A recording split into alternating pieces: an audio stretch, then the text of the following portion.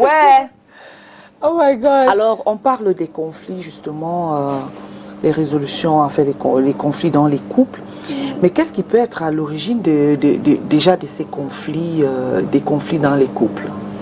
Pourtant, comme on était en train de dire, Cathy et moi, au départ, c'était pas ça.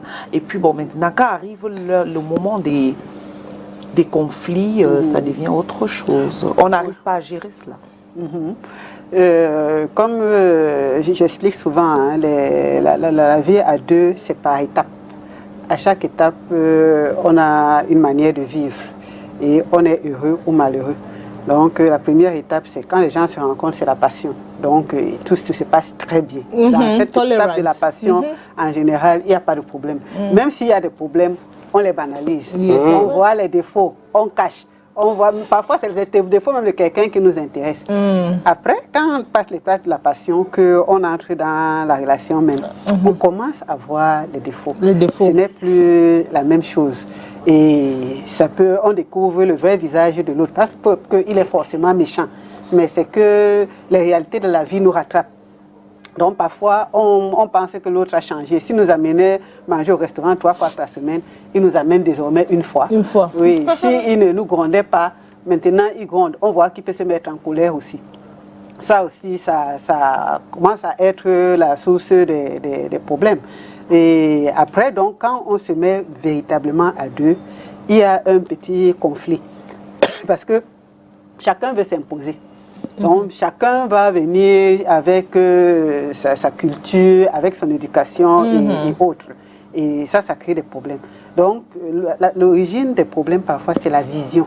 Est-ce qu'on a la même vision? Parce qu'on va parler de beaucoup de choses autour. Mais les gens ont souvent des problèmes parce qu'ils n'ont pas la même vision des choses. Ils ne portent pas vers la même direction. Parfois, on voit ça au niveau de la mairie. L'homme pense qu'il va signer la polygamie. La femme pense que c'est la monogamie. Là, on est déjà plus sur la même longueur d'onde. L'un va faire la concession, mais après, ça peut être une source de problèmes dans la famille. L'un pense qu'il faut vivre au jour le jour. L'autre pense qu'il faut prévoir, économiser. C'est-à-dire maintenant, on sait... on vise un peu sur le plan financier parce que dans 30 ans, il faudra qu'on ait notre immeuble. Donc, l'un pense qu'il peut vivre avec ses parents, l'autre pense que non, on peut aider les parents à distance. Il y a beaucoup de choses qui amènent dans le conflit parce qu'on n'est pas dans la même vision des choses. Et parfois, personne ne veut lâcher le morceau. Quand il y a des situations pareilles, au lieu qu'on s'asseye pour les résoudre, qu'est-ce qu'on fait? On cherche à gagner le combat, on cherche à avoir le contrôle sur l'autre, on devient rancunier et tout ça là, ça rentre dans le cadre de la résolution des conflits dans le couple. Wow. Okay. You talk about like sitting, dialoguing, you sit together, you see how you people can resolve your conflicts, your own conflict, or your conflict with your partner. I realize that most of these couples will tell you we've tried, like we've done everything to talk, I've struggled to discuss with my husband, I've struggled to talk with my wife, we've tried to see how things can work out, but at the end it doesn't. We're still stuck in the same issue, problem, or it keeps on coming always. Now I want to find out from you, like, are there some different communication, because it's all centered on communication, like, are there some different strategies that couples are supposed to use? Because now we're not looking at resolving the conflict, like communication. I'm not saying that communication is one of the tools they can use in resolving their conflict, but now what I'm saying is what are the strategies they need to use, or rather, communication is one of the tools in settling conflicts in relationship, right? Now, what are the different communication strategies like that couples can use, or sit down use to resolve their issues? Oui, quand on parle de la communication, c'est important parce que moi, je parle toujours de la communication constructive. Parce qu'il y a plusieurs manières de communiquer. Quelqu'un peut aller communiquer avec l'autre alors qu'il est en train de tirer sur lui. Donc, la communication constructive, c'est une communication positive. Au lieu d'accuser, on on communique, on cherche à comprendre pourquoi tel a posé tel acte. Il faut éviter le tu accusateur. Maintenant, j'ai envie de dire quelque chose, que je m'exprime clairement, que je dise ce qui vient du fond de mon cœur, sans toutefois chercher à blesser l'autre, sans toutefois chercher à avoir le dessus sur l'autre, sans chercher à avoir le contrôle sur l'autre. Donc ça, c'est la manière de communiquer qui crée même souvent beaucoup, qui aggrave la situation. Parfois, la situation n'est même pas grave, mais la manière dont on pose le problème, c'est ça qui aggrave la situation. Il faut savoir exprimer ses sentiments négatifs avec douceur et respect. Les gens, il y a un mode de communication qui est le silence. C'est pas bon parce que le silence parle. Mais ça parle dans le mauvais sens parfois. Oui, quelqu'un il s'est fâché. Au lieu de parler, il communique en se taisant pour montrer qu'il s'est fâché. Maintenant, il s'est fâché pourquoi? L'autre ne peut pas savoir pourquoi il s'est fâché. Et lui-même, il souffre parce qu'il pense que l'autre va finir par réfléchir. Peut-être dans la dispute, il s'est passé quelque chose. Quelqu'un l'a dit comme ça, sans toutefois même penser à ce qu'il était en train de dire.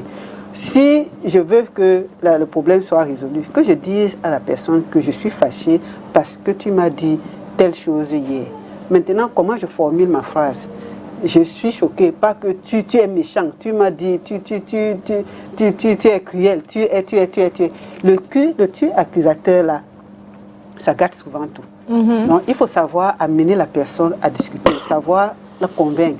Toujours valoriser la personne qui est en face de nous, hein, parce que les mots peuvent faire en sorte que la personne se braque. Voilà. Oui, j'ai posé un problème, j'ai pourtant raison, entièrement raison, mais la façon dont je l'ai posé, l'autre s'est braqué complètement, il ne veut plus rien entendre.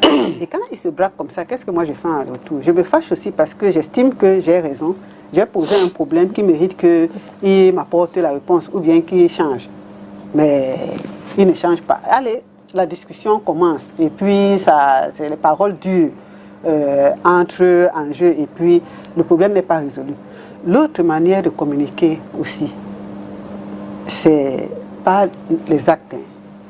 On va donner les conseils, on va avoir une communication constructive, on va dire qu'on s'excuse, on va penser aux enfants, à la famille et autres. Mais si nous-mêmes, nous ne changeons pas, le problème ne se résout pas. Hein. C'est pour ça que Calvin nous disait tout à l'heure qu'il y a des problèmes qui ne peuvent pas être résolus même au service social. Parce qu'on donne les conseils, on éduque, on fait, les gens ne changent pas. S'ils ne changent pas, on ne peut pas aller agir à leur place. Mais quand quelqu'un nous dit par exemple que si je bois beaucoup, la personne dit que ça me dérange. Lorsque tu prends un verre de trop, ça me dérange parce que ça me pose tel problème ou tel autre. Chaque jour, je reviens, je bois, je n'arrête pas. Comment je veux que le problème soit résolu? C'est compliqué. Ou alors, nous les femmes, nous bavardons beaucoup. Monsieur dit que tu m'insultes, même devant les gens, tu me saoules, même devant ma famille, tu me parles. C'est ce que je veux faire, la même chose. Maintenant, après je viens m'excuser. Avant de faire le conseil de famille, je m'excuse. Le lendemain, je l'insulte encore. Ça aussi, c'est un problème. Donc, on doit accompagner nos paroles des actes. Les gens ont tendance à imiter ce qu'on fait qu'à suivre ce que nous disons. Maintenant, beaucoup de gens ont gagné leur partenaire. De quelle manière? Parce qu'ils ont changé leur manière d'agir. Et quelqu'un, au départ, était peut-être nerveux. Et il voit que ça ne fait pas du bien à son couple. Il arrête d'être nerveux, il fait le travail sur lui-même. Et après, il a une communication qui est apaisante et qui est consolante. Et ça fait que le couple finit par s'entendre. Si vous voyez les gens qui ont vécu longtemps ensemble, quand ils vous disent les problèmes, comment ils ont fait pour résoudre leurs problèmes, comment ils ont stabilisé leur couple, vous voyez qu'ils ont fait beaucoup d'efforts eux-mêmes. Chacun a travaillé sur lui. Donc, c'est une autre forme de communication non verbale. On ne parle pas, mais on communique à travers des actes qu'on pose. Ok. Wow. What about this?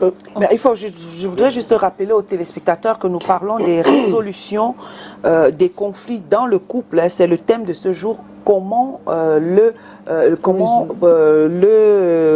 procéder justement. C'est le thème de notre entretien ce matin avec Catherine Etondé. Voilà, tonton Calvin. Oui, je voulais dire, dans un couple par exemple, lorsque vraiment on est en conflit avec madame, ça ne donne pas. Il y a la colère. Parce que ça arrive à nous les hommes constamment. La colère, on est fâché. J'aimerais que Mme Cathy Tonani donne les conseils. Quels sont les mots à éviter lorsqu'on est en conflit avec notre femme ou notre homme et qu'on est en colère? Est-ce qu'il y a des mots à éviter de prononcer? Parce que vraiment, c'est ça que je voulais savoir. Parce que généralement, parfois, ça va dans tous les sens. Et je ne sais pas les conséquences que ça peut apporter bien après. Oui, déjà quand on est en colère, il faut éviter d'insulter. Voilà. Parce qu'on insulte souvent, on explique l'apparence physique de quelqu'un. Après, on finit d'insulter la personne, on va prendre la mère de la personne, on va prendre le père, on prend ta famille, et comme ça, ça va dans tous les sens. Tu ne vaux rien, c'est moi qui te donne la nourriture, et ainsi de suite. Il y a des couples qui s'insultent, tu te demandes s'ils vont encore se mettre ensemble demain. Et demain, ils sont ensemble. Tout le monde ne supporte pas ça. Parce qu'on peut tomber sur quelqu'un, quand on l'insulte comme ça, il dit non, comme tu m'as insulté, je ne peux pas supporter. Donc, il faut imiter des mots qui blessent l'autre. Ce qu'on fait souvent, c'est que quand le conflit commence, chacun cherche à blesser l'autre au plus profond de lui. Voilà. Quand on a déjà blessé l'autre comme ça, il y a des blessures qui restent. Hein. Il y a des mots qui ont la puissance d'une balle. Il y a des blessures qui restent. Il y a des mots qui donnent même la progression. C'est-à-dire, moi j'ai insulté, je suis passé dessus, mais l'autre est toujours en train de penser qu'il m'a dit telle chose, il m'a dit telle autre. Et il faut voir que le couple, c'est un lieu dans lequel on trouve du réconfort, on trouve de l'apaisement, on trouve de l'amour. Quand on se sent aimé par l'autre, même les problèmes qu'on rencontre, on les minimise. Et le fait de se sentir aimé fait en sorte qu'on soit on vole comme l'aigle, ça nous donne les ailes. Maintenant, à l'opposé, quand on ne se sent pas aimé, quand on se sent rejeté, quand on se sent humilié, ça plonge, hein? On perd l'estime de soi, on devient anxieux, on devient malheureux. Donc, dans le couple, faisons l'effort de valoriser l'autre, même quand on n'est pas content. Même quand on n'est pas content. Oui, on doit avoir la maîtrise. Parce que si tout le temps les mots doivent passer comme ça, après, on devient des ennemis. Hein? Parce que les gens qui s'aiment, ils ne se tirent pas dessus. Au contraire, ils essaient de se protéger. Il faut souvent, on oublie souvent comment on était au début. Au début, c'était que si un moustique essaye même de se poser, oui. On peut prendre la latte pour tuer le moustique là, que non. Pas si Kalino, pas si Mambombo. Après, hein, ça devient une histoire compliquée. Non seulement nous-mêmes on insulte, on va encore prendre les alliés qui vont venir insulter. Après, on va vouloir rester avec la même personne qu'on a humiliée, la même personne qu'on a insultée.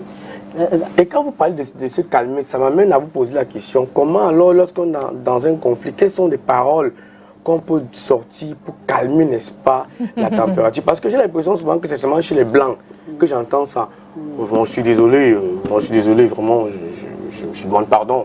J'ai l'impression que chez les Noirs, c'est un peu trop rare. Oui. It's the word. Oui. Est-ce qu'il y a des paroles toi-même, tu peux commencer par dire je suis désolé. Yes.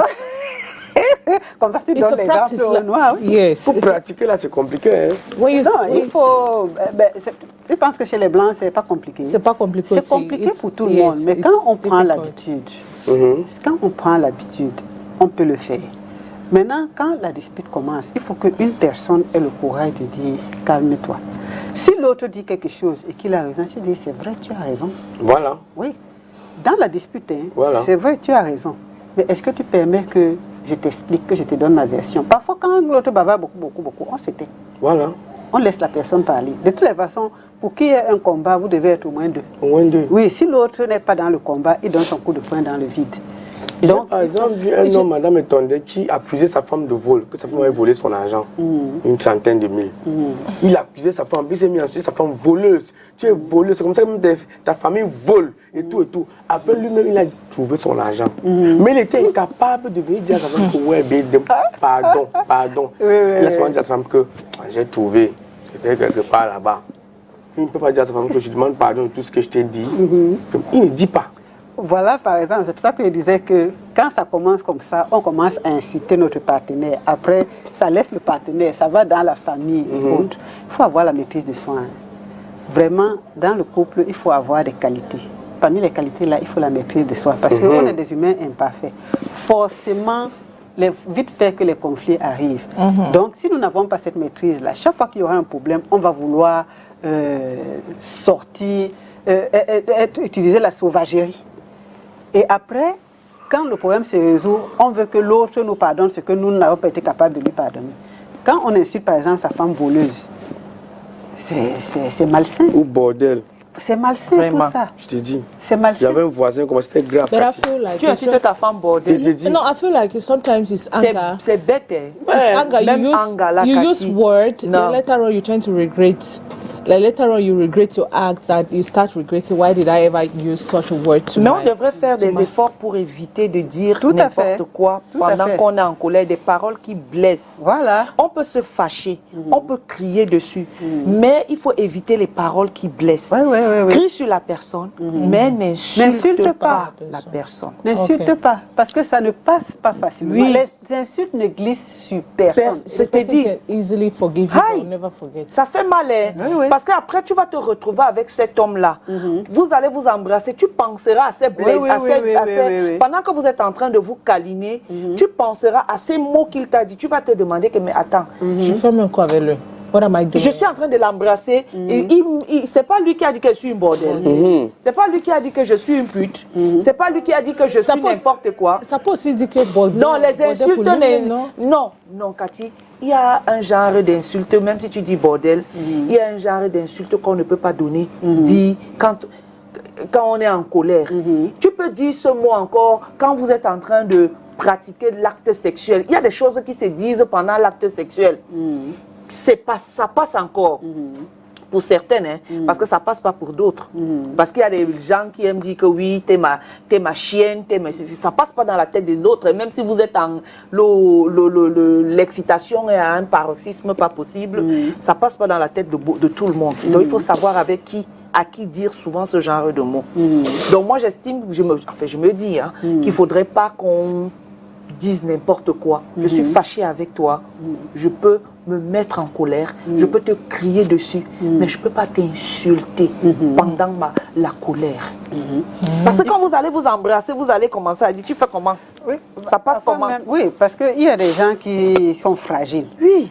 Maintenant, même être insulté, peut-être vous étiez au téléphone, il ne peut plus te parler parce que dans la tête, c'est resté. Oui. Donc l'insulte, c'est pas bien. Comme je disais tout à l'heure, les insultes ne glissent sur personne. Tu vas pas dire à ta femme voleuse. Tu vas pas dire... Il y a des mots qu'il faut... Il faut réfléchir, il faut peser ces mots avant de parler. Surtout quand il y a le conflit. C'est parce que les gens ne font pas attention, c'est parce que les gens expriment leur colère n'importe comment dans le couple que les rancœurs, ça finit par... Il a dit ceci aujourd'hui, ça s'est installé, il a encore venu ajouter, il a ajouté une autre couche. Après, ça s'installe. Tu vas voir que finalement, une personne s'était. La personne dit elle s'était parce qu'elle se protège. Elle développe des mécanismes de protection qui ne sont pas à l'avantage du couple. Quand elle s'était, après c'est fini. Maintenant, Calvin nous demandait tout à l'heure que comment on fait, quels sont les mots qu'il peut trouver. On doit exprimer, on doit dire ce qu'on a ressenti. Exprimons notre ressenti. Je ne suis pas contente. Je n'ai pas apprécié. J'ai été blessée. Là, je suis en train d'exprimer mon ressenti sans insulter l'autre. Donc, au lieu de dire tu es méchant, tu es un bandit, tu es un salaud, tu es... Tout ça là, parce qu'on est fâché. Voir quand on exprime le ressenti, l'autre prend ça mieux parce qu'on n'est pas en train de l'accuser, on n'est pas en train de l'insulter, on n'est pas en train de l'humilier. On dit juste quelque chose qui n'a pas marché. Mais parfois, dans le cadre de la communication du couple, on peut même exprimer son ressenti, l'autre ne voit pas ça comme ça. Finalement, donc, quelqu'un sort de ses gonds et puis il entre dans le jeu que son partenaire. Et ça crée des clashs. Et le mot de toutes les femmes maintenant, tu es impuissant. Tu ne peux pas donner 3 coups. On est sur les 3 coups. Another thing I want to, can trust be repaired? La confiance peut être réparée. Can it be repaired? And Pour what are que the la what are the ways? confiance se répare, ce n'est pas dans les paroles, ni dans la communication seulement. C'est dans les actes. Voilà. J'ai posé un acte hier. Je veux que quelqu'un me fasse confiance. Oh, donne-moi une deuxième chance. Fais-moi confiance et tout ça. C'est les paroles. Mais maintenant, parfois, on voit, il y a des gens qui ne parlent pas. Mais on voit que la personne a complètement changé, elle a regretté. Parce qu'il y a des gens qui ont du mal à dire « excuse-moi ». Mais quelqu'un voit que chaque fois que j'insulte ma femme ou mon mari, il se fâche. J'arrête d'insulter. Le partenaire finit par se rendre compte, mais comment il a changé comme ça ou elle a changé? Elle est moins nerveuse. Vous voyez, ça, les actes parlent beaucoup plus que les paroles. Donc, si pourquoi on regagne la confiance, nous devons poser des actes qui permettent que on doit faire confiance. Il y a des personnes qui ne changent jamais. Hein. C'est vrai. Il va s'excuser. 2 ans passés, il pose un acte, il s'excuse. Après, il va poser le même acte. Après, il va poser tel autre acte. Après, l'autre se fatigue. Parce qu'on dit qu'au lieu de t'excuser tout le temps, toi aussi change. Donc, nos actes sont importants. Nous voulons que quelqu'un nous fasse confiance. Posons des actes qui montrent que nous sommes dignes de confiance. Il y a donc des couples maintenant, madame Ntondé, qui ils ont eu un conflit, c'était chaud, mais le quartier est sorti, c'était grave, les insultes ont fusé de part et d'autre. Après le soir, ça a tempéré, mais il n'y a plus eu de dialogue. Maintenant, l'homme se lève, il monte, il va se laver, il descend, s'il a déposé l'argent, il dépose. La question, c'est comment on fait pour renouer maintenant le dialogue dans le couple après un conflit. C'est-à-dire que la femme ne parle pas, elle fait sa part, les enfants sont là, c'est les enfants qui sont l'intermédiaire, ils tournent là. Dans ces couples-là, hein, on dit qu'ils ne se séparent pas. Ils ne forment plus une seule chair. Voilà. C'est-à-dire, vous les voyez là, c'est le service minimum. Chacun sait ce qu'il va faire et il fait exactement ça sans plus demander quelque chose à l'autre. Il a mis des barrières de protection. Tu as besoin d'argent pour les enfants, on est là pour les enfants. Un enfant a un problème, ok. On se parle pour des choses précises. Maintenant, je reviens sur les actes qu'on pose. Parce que pour que l'un fasse l'effort de changer, pour qu'on brise ça, il faut que l'autre sache qu'en allant encore voir mon partenaire là, je ne vais pas subir les mêmes choses. C'est pour ça en fait qu'on coupe. Maintenant, les actes que nous posons, qu'est-ce qu'on s'est dit dans la dispute? Parce que j'ai déjà dit ici que nos enfants, même dans leur colère, on doit écouter ce qu'ils disent. Parce que ce qu'ils disent dans la colère, ça nous permet de savoir quel est leur problème réel. Dans le couple, si on le fait, on en est arrivé là pourquoi? Parce qu'on s'est disputé, on s'est dit des choses, le quartier est sorti. Qu'est-ce que l'autre me reprochait? Je vois dans ce qu'il me reprochait et je commence à le changer.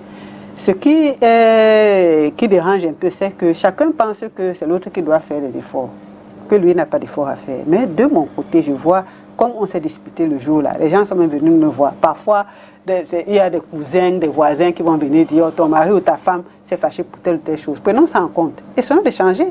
Et voyons si l'autre ne va pas changer à son tour. Maintenant, quand il y a une colère, il voit que, madame, il n'y a plus de dispute et tout. C'est comme ça qu'on résout les problèmes. Hein. Posons des actes. Voilà. Posons des actes qui construisent. Au-delà des mots, il faut les actes. Parce que même auprès de nos enfants, on va dire à l'enfant, ne fais pas telle chose. Le père, il a dit, je veux qu'à 20h, tout le monde soit là. Mais lui-même, il rentre tous les jours à 1h du matin. Les enfants, à un moment donné, ils vont se poser les questions. Oui. Donc, le père dit aux enfants, le vol, ce n'est pas bien et tout ça. Lui-même, il est infirme. Tout ça, ça compte. Allons largement au-delà des actions. Posons des actes qui font en sorte que l'autre se sente en confiance et en sécurité auprès de nous. Moi, je reviens sur la confiance qu'il faut retrouver. J'insiste là-dessus, parce que c'est là où se trouve le gros du problème. On a été blessé, parce que ça dépend, c'est notre santé mentale. Hein. Oui, tout à fait. On a été blessé, et maintenant, on a du mal à refaire confiance à la personne. Et maintenant, il arrive parfois où nous sommes face à la personne, quand la personne pose un acte, on a du mal à croire à cette personne. On a du mal à accepter que cette personne a changé parce qu'on veut voir les actes qu'il pose. Mais parfois, la personne te berne avec des paroles. La personne va te dire, oui, ok, je prends un exemple typique. On est là tout le temps, je découvre que tu es parti, par exemple, contracter. Tu as une aventure, tu as une relation avec une autre femme, par exemple. Tu as une relation avec une autre femme au point où tu as même des projets avec cette autre femme-là. Et tu as en même temps des projets avec moi. Et maintenant, je vais découvrir ça, la personne va se mettre à discuter, à nier. Qu'elle n'a pas que non, c'est avec toi que je suis. Mais en fait, tu rends compte que c'est en train de... Mais, et toi, tu veux croire à la personne, mais il y a quelque chose qui te dit à ton fort intérieur que la personne est peut-être en train de te manipuler. La personne est peut-être en train de te raconter des histoires, mais la personne te demande, te rassure en te disant que non, je suis avec toi. Mais que tu peux essayer de considérer, même si tu as appris cette histoire, il faut même considérer ça, que ça peut faire partie de la faiblesse des hommes. Et toi, quelle est l'attitude que tu vas faire? Parce que le gars est en train de jouer le ndochi dans ta tête. Comment se comporter pour faire confiance à nouveau à ce type de personne? Oui. Ça, c'est... Quand on a fait au manipulateur, on doit faire attention parce que quelqu'un marche dans ta tête. Mais... Carrément, oui. Il marche... Il prend son temps, il marche dans ta tête. Donc, c'est nous-mêmes qui pouvons résoudre ce problème. C'est nous-mêmes qui pouvons dire stop. Parce que beaucoup de gens vivent cette situation. C'est pour ça qu'on voit souvent, certains même, il a des enfants avec une femme. Après, on apprend qu'il est en train d'aller faire l'acte de mariage avec l'autre. On doit mettre un terme à tout ça. Ça demande du courage. Mais nous devons mettre un terme. On découvre que quelqu'un est en train de marcher dans notre tête. On a des preuves qu'il est en train d'avoir une autre aventure qui est même sérieuse. Si on décide de rester, on supporte toutes les conséquences que ça va avoir dans notre santé mentale. Les gens vont nous dire que oh non, c'est pas grave et tout ça là. Non, c'est grave. Parce que on voit que beaucoup de crimes, beaucoup de problèmes de la société, ça provient des choses comme ça. Ceux qui les pratiquent, on pense que c'est parce que beaucoup de gens pratiquent ça que ce n'est pas grave. C'est pas parce qu'une pratique est courante qu'elle n'est pas mauvaise, qu'elle n'est pas dangereuse. Ça, c'est dangereux. Donc, quand on découvre ce genre de choses, ayons le courage de dire à la personne, voilà, j'ai découvert telle chose. Je sais que tu es en train d'avoir une autre aventure ailleurs. Et là, j'arrête. Parce que tant qu'on va jouer à son jeu, lui aussi va profiter. Non, parce que la personne peut aussi te dire qu'est-ce que tu as des preuves. Oui, si tu n'as pas de preuves, ça devient difficile. Si nous, on sait que ce qu'on est en train de dire est vrai, lui aussi, c'est dans son cœur que ce qu'on est en train de dire est vrai. C'est nous qui devons avoir le courage de mettre un terme, pas lui. Parce que lui va toujours jouer. Est-ce que tu as des preuves? Si tu as des preuves, lui va dire excuse-moi. Si il t'excuse, non, ce n'est pas ça. Je vais arrêter et ainsi de suite. Ça va, vous allez passer comme ça 2 ans, 3 ans, il va tourner. En attendant, il est en train de faire sa vie ailleurs. Donc, si moi je sais, je suis consciente, son manchon, ce n'est pas ça qui m'intéresse. C'est la décision que je prends qui est importante. Donc, face à ce genre de situation, quelle décision je prends? Parce qu'on a vu des femmes qui ont perdu leur temps comme ça. L'autre les a tournés. De toute façon, quand ils tournent, ils savent que si je reviens chez Mireille Gras, je lui dis telle chose, ça va marcher. Le manipulateur connaît toujours sa victime. Il la maîtrise. Je sais que si elle me coince ici, je vais lui apporter un paquet ou je vais lui donner de l'argent et je vais lui dire que celle même là que tu connais là, c'est la famille. Il va toujours trouver quelque chose. Tant qu'on n'a pas le courage de stopper ça, il va nous manipuler. Et chaque fois qu'on va se sentir manipulé, mentalement, on sera malheureux. Finalement, même, on risque de devenir aigri. Parce que la personne nous a tourné. Il faut dire qu'on a tendance à aller vers les bourreaux. Parce que le bourreau a une position de force. Je suis en position de force. Donc, je peux être avec toi, comme je peux ne pas être avec toi, comme je peux décider d'être avec l'autre, comme... Nous, on recherche, on essaye toujours. J'ai dit quelque chose, il me demande si j'ai la preuve. Je commence à dire dans ma tête, je cherche la preuve. Et il me dit, c'est toi que j'aime, même si l'autre est là. Je commence encore à faire les efforts pour être meilleur que l'autre. Lui, en attendant, il est tranquille. Hein? Si on veut être tranquille, on met un terme fermement à ce genre de relations. Maintenant, on est tranquille. Parce que beaucoup de femmes se sont retrouvées comme ça, avec le manque d'estime de soi, parce que vraiment, l'autre les a brisées complètement sur le plan mental. Je crois qu'on va, d'ici là, je ne sais pas si Eric, c'est bon déjà pour le Vox Pop, pour que nous puissions aller du côté de Yaoundé. Si c'est bon, tu nous fais signe, mais nous continuons notre échange. Okay. Somebody just made a remark on something about this trust of a thing.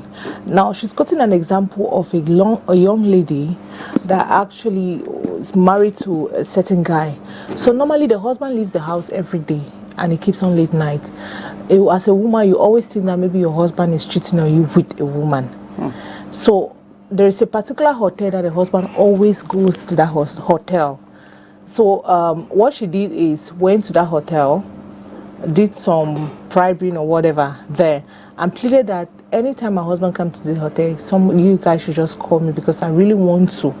Because at one point in time, it's like the trust was there, but she could not believe that her husband is, because she was just hearing what people were saying, but she never believed anything until it became a habit that every day my husband would go out, every day my husband was go out.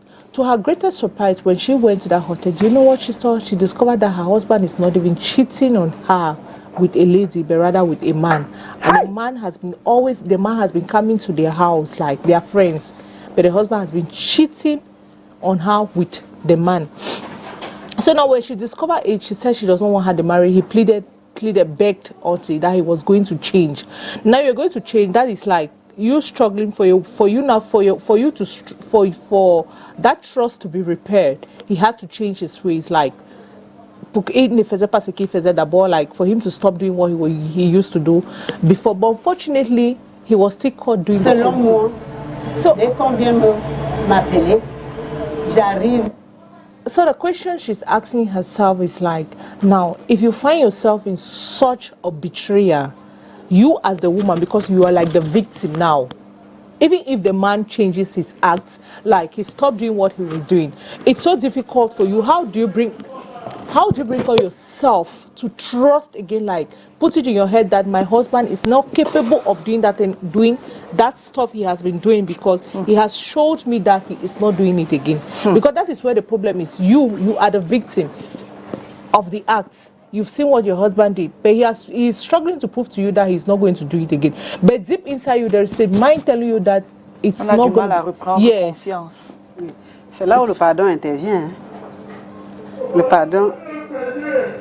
pardon intervient quand on a quelqu'un, je crois que c'était bien compris, quelqu'un a posé des actes, après il a changé. Il a changé, mais elle a encore fait. Oui, il a posé un acte, il a changé. Yeah, he was caught right-handed in the act, mais il a demandé pardon à sa femme. Et après encore quelques temps, il a quand même changé un peu, donc il restait toujours à la maison, mais après, il a encore fait. La même chose, tu comprends? Donc le problème maintenant c'est, même si son mari, like even if the husband is showing that he has changed, elle a du mal à accepter, like trust the husband again, despite the fact that they are in the same house. So how do you bring yourself? How do you open your heart? Are there some different ways that you can, you can repair that trust that used to reign between you and your husband? Oui, c'est vrai qu'il y a des gens qui ont du mal à changer complètement, qui ont du mal à changer d'un coup. On doit voir, quand quelqu'un est dans le processus de changement, de la transformation, il y a des rechutes. Donc, on doit composer avec les rechutes. Si on a vu que la personne a essayé de changer, elle a fait des efforts et qu'elle est retombée dans le même travers, pourquoi ne pas lui donner une autre chance? C'est comme les gens qui fument la cigarette, quelqu'un va arrêter de fumer, il résiste, après un jour il retombe. Qu'est-ce qu'on fait? On ne le jette pas. On lui dit il faut encore faire des efforts. Quelqu'un qui boit beaucoup, il a envie d'arrêter. Un jour il rechute et on lui donne encore une autre chance. Ça c'est des choses qu'on voit sur le long terme. On voit les mobiles de quelqu'un, dans quel état d'esprit il était quand il a rechuté. Qu'est-ce qui lui est arrivé? Qu'est-ce qui a favorisé tout ça? Donc, on ne décide pas de ne pas faire confiance comme ça parce qu'il a rechuté. Non, on regarde les mobiles. Quel état d'esprit? Mais c'est dur, hein? It's difficult. C'est dur, c'est pour ça qu'on dit que le mariage, c'est pour le meilleur et pour le pire. Quand le pire arrive, qu'est-ce qu'on fait? On plie nos affaires, on s'en va? Non. Là, c'est là où la maturité intervient. Il y a des problèmes. Comment est-ce qu'on va résoudre un problème? Il y a des problèmes qui peuvent se résoudre vite. Il y a des problèmes qui nécessitent qu'on prenne des décisions rapidement. Par exemple, s'il y a violence, on va pas aller dire à quelqu'un que supporte il a failli te percer l'œil, il t'a arraché les dents et ainsi de suite. Là, il faut pouvoir prendre la décision rapidement. Mais il y a d'autres problèmes qui relèvent du comportement de quelqu'un. Pour que quelqu'un se transforme complètement, c'est difficile. Peut-être qu'il a aussi besoin de notre aide. Maintenant, c'est dans la communication qu'on essaie de voir qu'est-ce qui le motive à faire telle ou telle chose. Et en fonction de ça, on prend des décisions. En fonction de ça, on sait comment est-ce qu'on peut l'aider. Est-ce qu'on va continuer? Est-ce qu'on va arrêter? Donc tout ça, ça rentre en ligne de compte. Mais moi, je voulais savoir, quels sont les types de résolution des conflits dans un couple? Est-ce qu'il y a des techniques, n'est-ce pas? Bon, je parle des différentes façons de résoudre les problèmes de conflits dans un couple. Est-ce que de temps en temps aussi, il faut demander l'aide, par exemple, du voisinage, ou alors l'aide de la belle famille, ou alors l'aide de sa famille, ou alors l'aide d'un spécialiste? Quels sont les types de conflits de résolution? Est-ce qu'il y a des conflits que vous-même dans le couple, vous pouvez vous-même résoudre, même sans demander l'aide de quelqu'un d'autre? Normalement, ce qu'on fait, c'est que quand il y a des conflits, on les résout nous-mêmes. Parfois, on peut voir qu'on a déjà parlé à notre partenaire, il durcit. On essaie de voir dans l'entourage, pas quelqu'un qui va aller lui faire du mal, quelqu'un qui peut écouter. Maintenant, on voit vers la personne là, peut-être que la personne lui parle, il va comprendre. Parce que nous, on a peut-être utilisé un ton qu'il n'a pas apprécié. On n'a peut-être pas supposé le problème. Mais quelqu'un dans son entourage peut venir intervenir. Dans certaines familles, on fait la réunion de famille. La réunion de famille, c'est bien. Mais parfois aussi, la réunion de famille, c'est qu'on accule tellement une personne que quand elle s'en va, ça crée beaucoup de problèmes. Parce que chacun vient dire, les gens ne cherchent pas les mots pour pouvoir parler. Quand vous partez, les gens disent que ok, tu allais appeler ta famille pour qu'ils viennent m'insulter. Tu as fait en sorte que ma famille se dresse contre moi.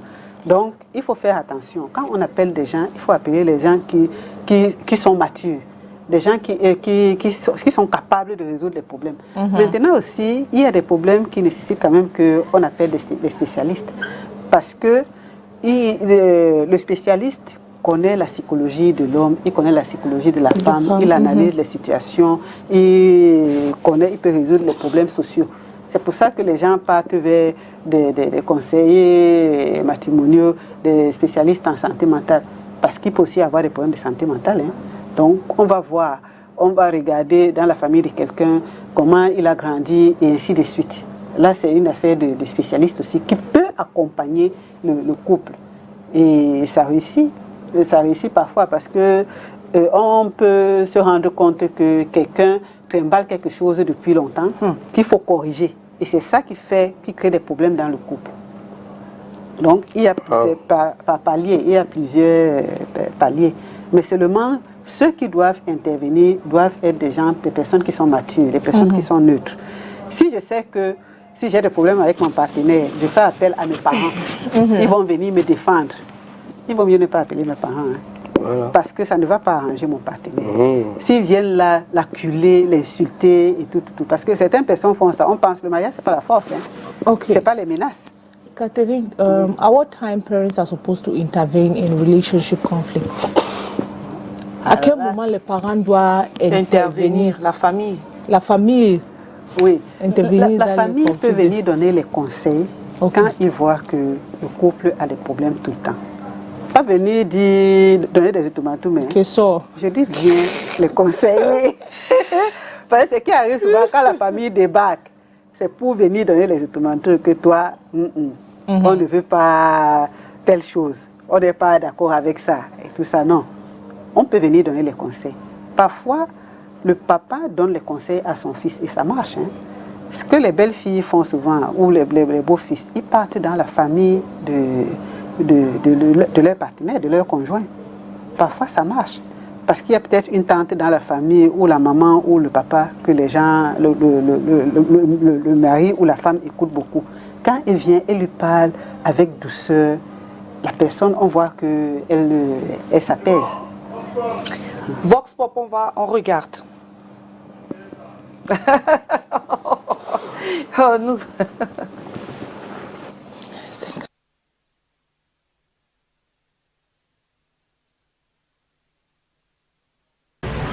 J'arrive au 10 lieux, je fais asseoir les deux et j'élève une prière pour demander au Seigneur de me donner ce que je dois dire pour mettre la paix sur ses enfants. Maintenant, je procède ceci. Je commence d'abord par la femme. Elle me dit ce qu'elle ressent, ce qu'elle a fait, ce qu'elle ne fait pas. Elle parle. Je m'en vais vers l'homme. l'homme donne sa version. Et je reviens. Je leur demande le jour qu'ils se sont connus. Le jour qu'ils se sont connus, chacun avait son pressentiment. Maintenant que vous êtes ensemble, vous devez vous supporter. Il n'y a aucun foyer ici-bas que c'est le miel qui coule. Et c'est la femme qui couvre le foyer. Ton mari peut être du n'importe quoi, mais personne ne saura. C'est toi seul. Les gens du dehors vont voir que c'est très bon, c'est le miel, alors que tu subis. Pour un premier temps, c'est le dialogue. Il faut réunir le couple et puis essayer de causer. Oui, s'entendre, parce que la meilleure solution dans un foyer, c'est pour résoudre les problèmes, c'est le dialogue. Oui, si vous dialoguez, et puis après, quelle qu'en soit d'où vient la faute, d'où vient l'erreur, hein, l'un des deux va demander pardon. Donc pour moi, c'est le dialogue. Je crois que c'est la meilleure solution à faire. Tu prends la situation comme ton propre situation et à les deux personnes là, tu les mis dans un même balance pour les faire comprendre que dans nous, ni n'est parfait. Le problème, si c'est un problème qui peut arriver à l'un de l'autre, et il faut que eux, ils essaient d'avoir l'entente entre eux deux.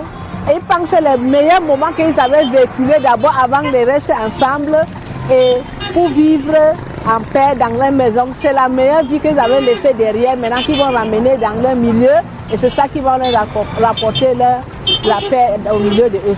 Et je me refais d'abord dès les premiers jours que les deux couples se sont rencontrés. Quoi qu'il qu'en soit le problème qu'un couple peut avoir, ils vont se référer du premier jour pour voir ce qui se passe. C'est le dialogue. Il faut le dialogue automatiquement. Et cependant, les problèmes surviennent comment? Ça peut venir des belles parents, du côté de l'homme ou bien du côté de la femme. Ça peut venir de la femme même, que dans le mariage, elle se dit que le mariage c'est un marché. Dans un mariage, la femme devrait comprendre que c'est un pacte signé. Et quand dans un mariage, comme moi je me suis marié, à l'église et à l'état civil, on me faisait comprendre que le mariage c'est pour supporter le pire et le bien. Oui, pour que les pourgiritudes du mariage donnent correctement et pour la bonne gestion, il faut que les deux couples soient unanimes, qu'ils s'entendent, qu'ils passent par le dialogue. C'est en ce temps-là, il y aura la paix. Si le problème redevient du côté des parents, les deux couples devraient comprendre déjà qu'ils sont en train de fonder leur propre vie, leur propre foyer. Les parents ne devraient pas intervenir dans le couple de mariage n'importe comment. Il y a des mariages qu'après quelques 2, 3, 4, 5 ans, ça se disperse. C'est dit qu'il a fallu le contrôle. Un jeune garçon et une jeune fille ne peut pas vite prendre contrôle. C'est les parents qui protègent un mariage. Quand un mariage n'est pas protégé, on doit trouver de nombreux problèmes à l'intérieur. Je suis marié. J'ai rencontré des difficultés dans mon mariage, mais qu'à cela, je comprends qu'au début d'un mariage, les deux couples ne peuvent pas. C'est quand un mariage peut faire 5, 10, 15 ans, 2, 3, 4, 5 enfants, qu'on peut laisser la charge du mariage à des enfants qui se marient. C'est là où viennent des multitudes de problèmes. Vous savez qu'aujourd'hui, là, les jeunes, ils ne savent pas supporter ce que nos parents ont supporté. Et que ce soit la femme ou l'homme. Quand un couple est dans les problèmes, il faut comprendre les deux couples face à face. Appeler l'un après l'autre et lui dire ce qu'il a lieu de faire. Parce que parfois, c'est l'ignorance de l'un ou de l'autre. Ils agissent parfois sans connaître qu'il faut. Et supporter et digérer ce que nos parents digéraient, c'est très difficile pour les couples d'aujourd'hui. Donc, je préfère que quand un couple a un problème et qu'on vient vers moi personnellement, j'appelle. Voilà, on a débordé du temps, on va conclure, hein, Cathy, pour se séparer. Oui, je dirais que pour être heureux dans le mariage, il faut avoir la même vision, il faut poser des actes qui construisent, il faut avoir une communication constructive, il faut pour savoir exprimer ses sentiments négatifs avec douceur et respect. Voilà. Merci à Cathy Etondé, merci Tonton Calvino, merci Catherine Connet, merci à vous les téléspectateurs de ce rendez-vous, merci de rester fidèles. Nous sommes heureux grâce à vous aussi. Hein. Si vous n'êtes pas là, nous ne sommes rien. Demain, c'est un autre jour. On se retrouve encore à la même heure, à 10h, la même équipe. Dieu vous bénisse. Ciao.